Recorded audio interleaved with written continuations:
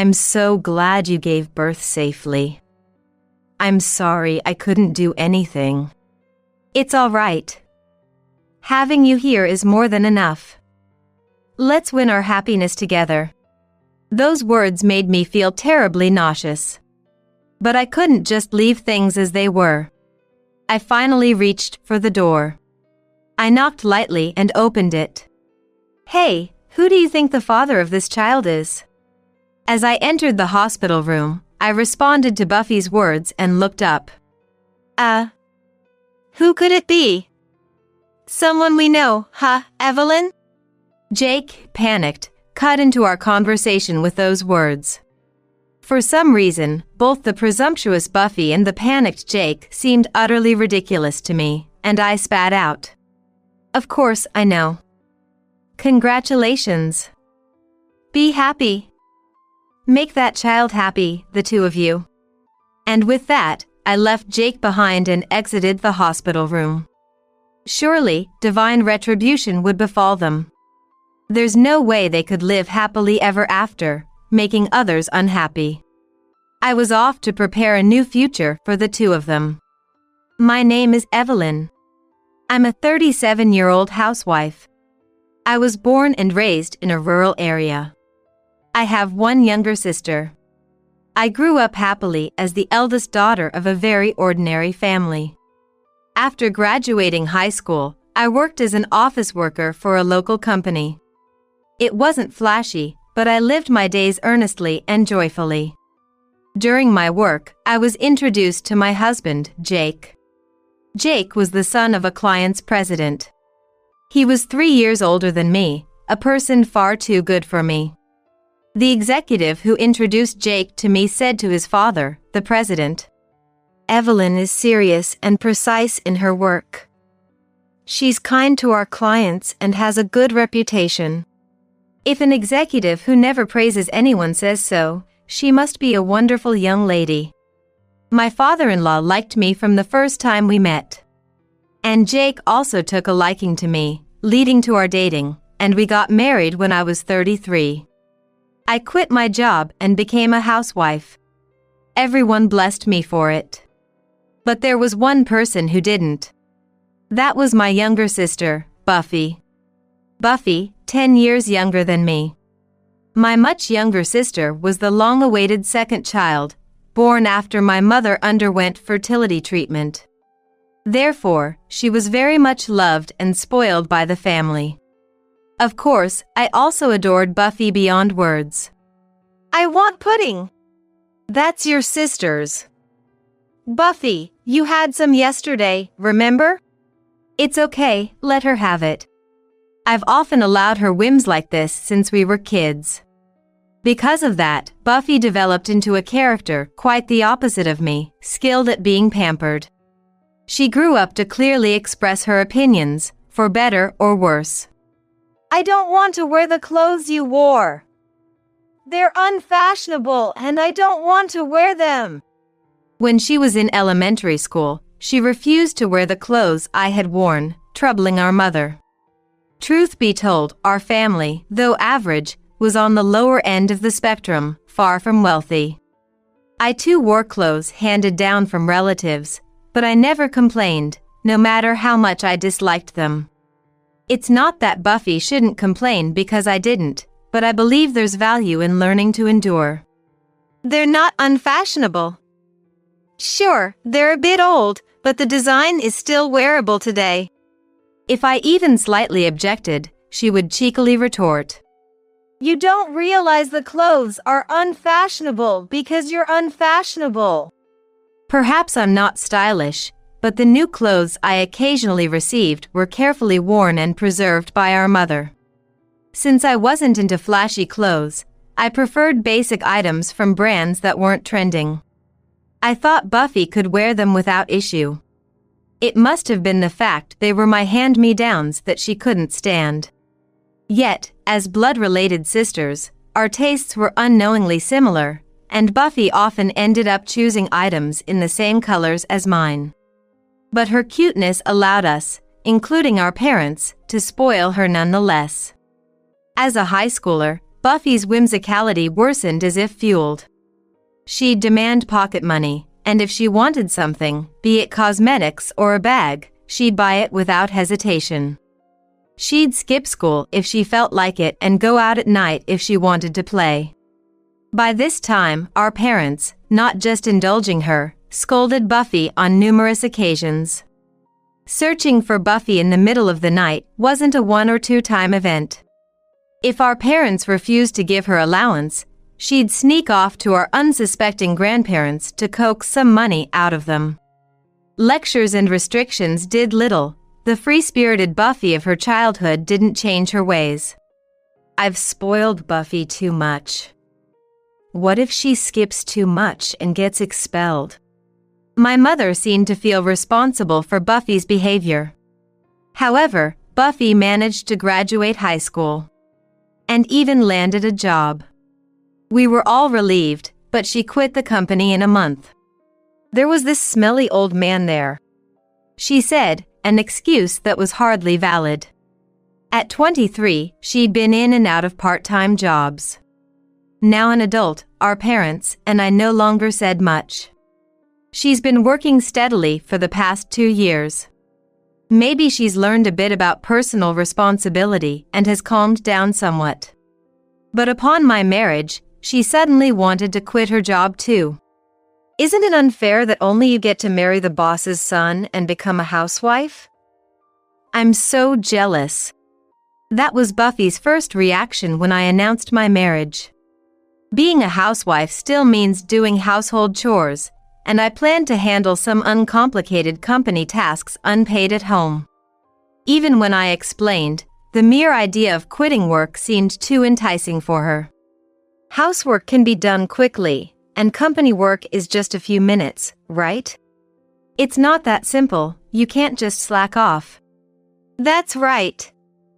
And having a father-in-law who's a company president means lots of family obligations, doesn't it? It doesn't sound relaxing at all. My mother took my side, but Buffy was far from convinced. It's just a matter of enduring until the in-laws are gone. Your father-in-law is old, right? In a few years, you'll be the president's wife, won't you? What a thing to say! I was deeply offended by Buffy's remarks. Seeing my displeasure, Buffy laughed it off as a joke. But neither I nor our parents could laugh, shocked by her statement. Despite everyone thinking her joke went too far, Buffy indeed quit her job after a while. I quit my job, so I'll start doing the household chores tomorrow. Housewife. Never having helped our mother, her sudden declaration threw us for a loop. I was set to marry and move out in a few months, but my parents, stuck living with Buffy, were understandably inconvenienced. Can't believe she actually quit her job. My complaint was met with a wry smile from our parents. Just when we thought she'd settled down, Buffy's still a child at heart. Fine for now, but what does she plan to do as she gets older without a steady job? Despite talk of personal responsibility, our parents couldn't help but worry. We just hope Buffy doesn't cause you any trouble. Yes, you can't let Buffy's whims affect your happiness. In the end, I couldn't do anything about Buffy, who was all too eager to play the housewife role, and left to start my own family through marriage. Because of this, I couldn't help but worry about my parents' home even after getting married. My in-laws were kind, and I didn't face any inconveniences in daily life, but as expected, being a housewife was challenging. There was more to it than just household chores and work. There were also relative visits and preparing gifts for company relations, which seemed overwhelming.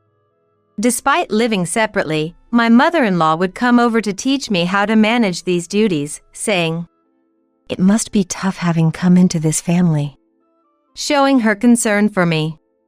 No. I know it's hard, I've been there. But let's take it easy and not try to do too much at once. Trying too hard can make you feel suffocated. My mother-in-law said this with a smile, teaching me various things. Being a wife comes with many challenges, including dealing with in-laws.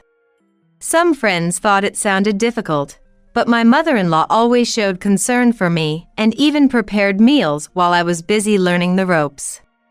I was deeply touched by how fortunate I was to have such wonderful in-laws. Both Dad and Mom are really happy that you became my wife, Jake told me. That's how I gradually became integrated into the family as a wife. 2 years after getting married, I was blessed with our first child, which delighted my in-laws. Jake seemed to be looking forward to the child's birth as well. However, contrary to this happiness, I had a concerning thought. It was about Jake's suspicious behavior. He started taking his mobile phone with him to the bathroom and had an increasing number of work dinners, reducing our time together.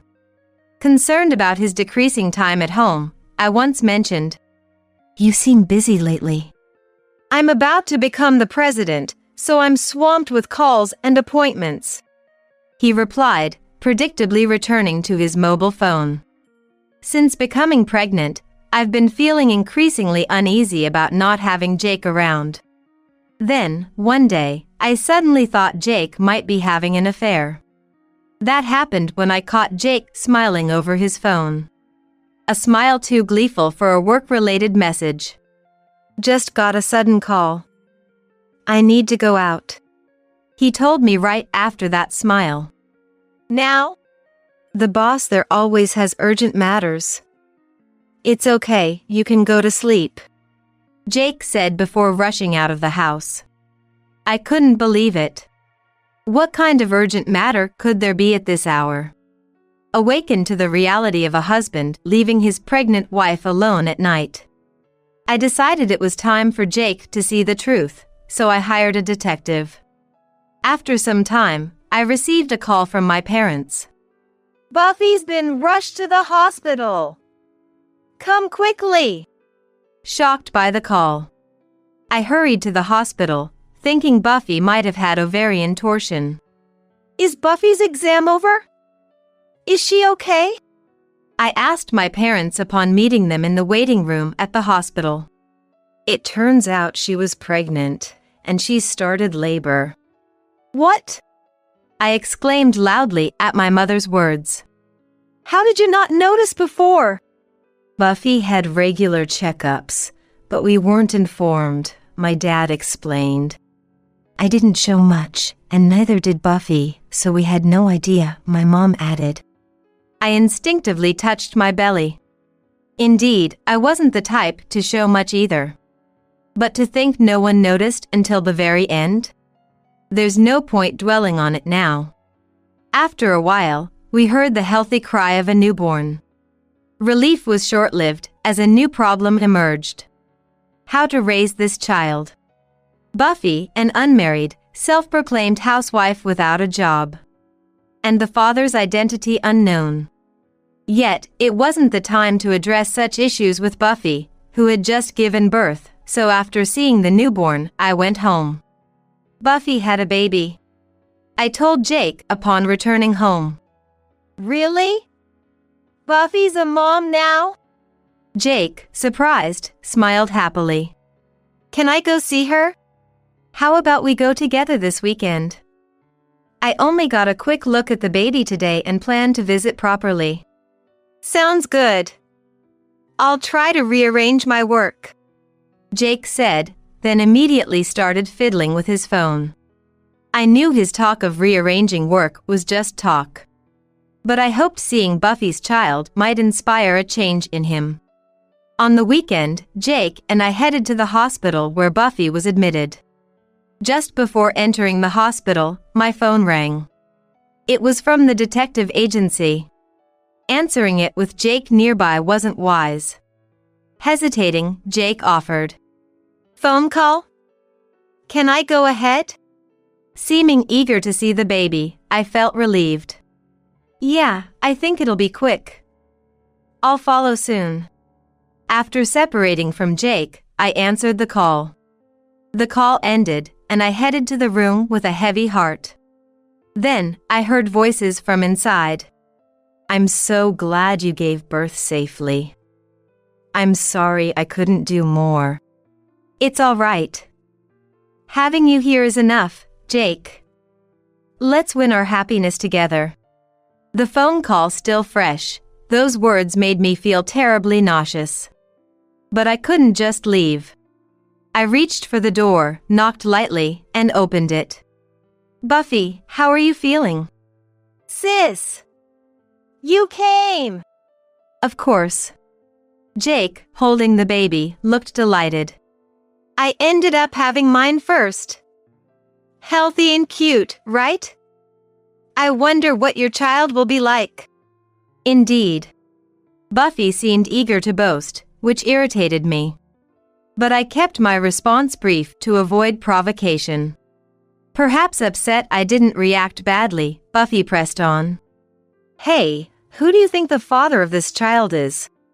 I looked up at her words. Who could it be? Someone we know, huh, Evelyn? Jake, panicked, cut into our conversation. The presumptuous Buffy and the flustered Jake seemed utterly ridiculous to me, and I spat out. Of course, I know. Congratulations, be happy. Make sure you both make that child happy. Evelyn. I'll be leaving now. You're leaving already? Wait, please. Jake, in a hurry to follow me after placing the baby back in the bed, was stopped by Buffy. No need to rush if she already knows. Good for you, Jake. Jake, caught by Buffy's grasp on his clothes, was left flustered and unable to move. Leaving him behind, I exited the hospital room. I headed straight to the detective agency. The call earlier was to inform me that the evidence was ready. The detective hesitantly disclosed.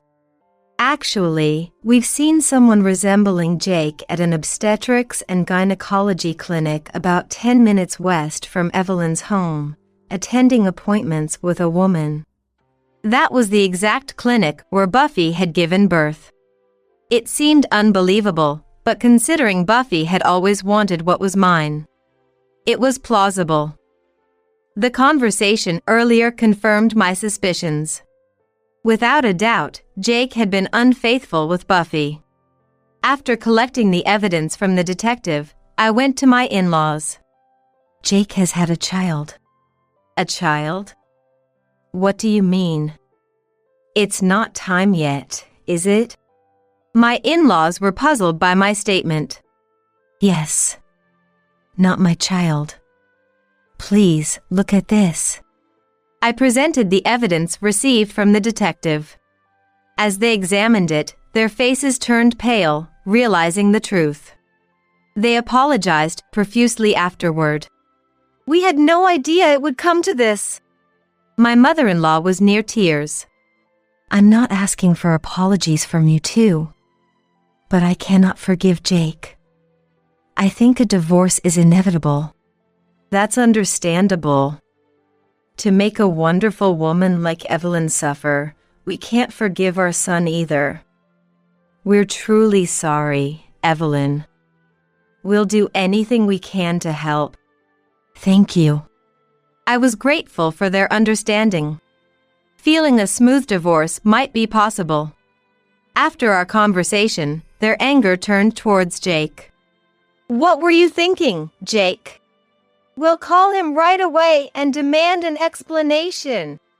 With that, my father-in-law immediately dialed Jake. As soon as the call connected, he shouted, I heard everything from Evelyn. What's this all about? Come and explain yourself. It's a misunderstanding. Listen to me. Jake sounded panicked over the phone. His pitiful voice made me chuckle softly, though my in-laws were not amused. All right, we'll listen. But get here now. I'm sorry. I'll be right there. His voice sounded like a scolded child. Imagining his state, I let out a small laugh. Not wanting to face Jake, I went home and started packing. This house was a wedding gift from my father-in-law, and my mother-in-law had furnished it for me. Despite the divorce and moving out, I didn't want Buffy to take away everything my in-laws had given me. When I shared my feelings, my in-laws responded, "Of course. We gave that house and furniture to you, Evelyn. But we understand if you don't want to live there anymore. We have a condo closer to the station, so you should move there for now." Thank you. With my in-laws arranging a new place and movers, I was able to move out quickly. Jake seemed to be kept at his parents' house for reflection and wasn't allowed to go to work. My mother-in-law kept me updated on his situation. About a week later, I finally received a call from Jake. Evelyn! I finally managed to call. Mom took my phone away. What's this about a divorce? There's nothing to discuss. How can we continue our marriage when there's a child with another woman? It was just a fling with Buffy. I never thought she'd get pregnant. Anyway, I'm on my way home now. Let's talk. Don't leave, please. Jake hurriedly ended the call, but I couldn't help laughing. I had already moved out. Where does he think he's going? Sure enough, Jake called again a few minutes later. What do you mean there's no house? Laughing, I responded. I sold the house. The new owner plans to turn it into a parking lot. You can't just do that. That house is in my father's name. Of course, I got permission. I disposed of your things that day. So, you no longer have a home. Go back to your parents' house quietly. After I moved, my father-in-law sold the house. I was grateful for his support. And as I told Jake, the new owner planned to turn it into a parking lot. The house was demolished a few days ago. I even went to see it being torn down. I thought I might feel sad, but watching the house break apart was oddly satisfying. We can't really go back, can we? Standing in front of the empty lot where the house once was, perhaps? Jake's voice sounds weak and full of despair. He's a man with a poor sense of finality, even though I've said there's no going back from the start. If he regretted it this much, he should have never cheated in the first place. You're being persistent. Reflect on your actions back at your parents' place. Jake must have fled his parents' scolding, seeking refuge, but there was nowhere left for him. He had destroyed everything himself. That night, my parents called. Buffy is saying Jake is the baby's father, but that must be a mistake, right? Apparently, Buffy had been insisting on this since her discharge, but my parents ignored her, thinking it impossible. However, as she persisted, my mother finally reached out to me, worried. Sorry to say, but Buffy's claim is true. I plan to divorce Jake. My goodness! I've informed Jake's parents and they're arranging a new place for me. We'll start discussing the divorce soon. My mother sounded like she was crying over the phone. As she repeatedly apologized, I felt tears welling up, too. Despite feeling no responsibility, she was burdened by Buffy's actions. Even as an adult, Buffy seemed unaware of the pain her actions caused others. Don't worry about anything, Mom. I reassured my parents and ended the call. Then, with my in-laws present, we began discussing the divorce. I was wrong. I shouldn't have succumbed to Buffy's advances. Jake seemed not to want the divorce, repeatedly apologizing, but his words didn't resonate with me. If you feel sorry, will you marry Buffy? Such a situation. Now that the child has been born, Buffy raising it alone is impossible. You need to take responsibility. Jake couldn't say anything in response, falling silent. My father-in-law sighed deeply. We'll also support Evelyn and the newborn. You have a duty to fulfill towards Evelyn's sister and the child.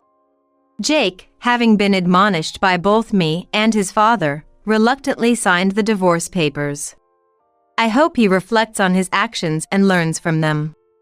After our divorce, Jake remarried Buffy and began living with his in-laws. Due to the loss of the house, leaving them no choice but to live together. By that time, I was nearing my due date, comfortably living in the home my in-laws prepared for me. Sorry for taking Jake, Buffy messaged, but I ignored it. Engaging with Buffy could only cause stress, which I didn't need. But perhaps that was her aim all along. I wonder what kind of child my sister will have. Cousins, but also siblings, how funny. Well, I'm younger and prettier, so my child will definitely be better. She sent these insensitive messages, disregarding others' feelings. And hey, I haven't received a baby shower gift from you? Frustrated by her nerve, especially as I was about to become a single mother, I finally replied. Are you home? I'll bring it over now. After ignoring her constant messages, I decided to respond to her demand for a gift and headed to Jake's house. How are you, Evelyn? Even after the divorce, my mother-in-law continued to show concern for me and treated me very well. On this day too, when I visited their home, she welcomed me warmly and invited me in right away. Is Buffy here? Jake's off today, so she's probably around. My mother-in-law hesitated a bit, showing concern. Smiling, I said, Great. I've brought a baby shower gift for Buffy and Jake. As I sat in the living room, my mother-in-law called for Buffy. Buffy, holding her baby and looking content, had no idea she was about to be dropped into turmoil, smirking at me mockingly. Finally brought a baby shower gift?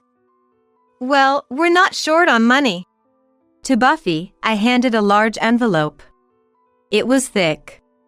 But Buffy frowned in confusion at the size of the envelope, which seemed too large to contain just cash. What's this? I didn't plan to give this, but consider it my gift to you. Buffy handed the baby to Jake and cautiously opened the envelope. Her face turned pale as she sifted through the documents inside. What's this? What does it mean? She yelled at Jake, glaring at him. Jake, puzzled, peeked at the documents Buffy held. And turned pale. I don't know. It's not me. It's obviously you, Jake. I couldn't help but laugh at their exchange. The envelope contained investigation documents from the detective. I had shown them to my in-laws, revealing shocking truths Buffy was unaware of. It turned out Jake had multiple affairs, not just with Buffy. There were 4 women in total, with Buffy being the third. The first was apparently involved in a double affair with a subordinate's wife at the company. This woman was whom Jake had truly fallen for. According to my mother-in-law, her husband eventually found out, leading to their breakup around the time Jake married Buffy. The second was a 20-year-old girl Jake met through an app. Surprisingly, it wasn't Buffy but this girl who went to the obstetrics and gynecology clinic with him. According to the detective, it seems her visits were for an abortion. Then there was Buffy as the third. The fourth was one of Buffy's friends, whom she introduced to Jake. Of course, I knew all this, but by now, Jake was a stranger to me. No matter how many relationships Jake had, the fact that one of them was with my sister was a deal breaker.